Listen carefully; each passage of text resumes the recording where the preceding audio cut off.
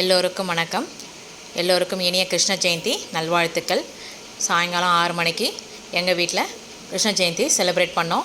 சூப்பராக வீட்டில் வெளியில் வாசலில் கோலம்லாம் போட்டுட்டு அதுக்கப்புறம் கிருஷ்ணருடைய பாதம் வரைஞ்சேன். ஆனால் ஃபஸ்ட்டு டைம் நான் பண்ணுறதுனால எனக்கு அது கரெக்டான அழகான அந்த ஷேப் வரல.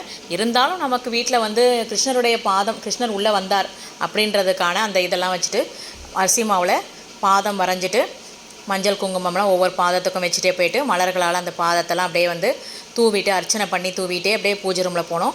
இதுதான் பாருங்கள் எங்கள் வீட்டு கிருஷ்ணருக்கு அலங்காரம்லாம் பண்ணி பூக்கள்லாம் போட்டு அதுக்கப்புறமா நாங்கள் கிருஷ்ணருக்கு பிடிச்ச வெண்ணெய், பால், அந்த ரசகுல்லா, அது பால் சம்மந்தப்பட்ட பொருட்கள்லாம் கிருஷ்ணருக்கு பிடிக்கும் இல்லைங்களா, அதெல்லாம் வச்சு பூஜை பண்ணியிருக்கோம். அடுத்தது பழங்கள், வீட்டில் அவலில் வச்சு பொங்கல், அவலில் கார கொழுக்கட்டை, அவலில் இனிப்பு பலகாரங்கள் செஞ்சு பண்ணியிருக்கோம்.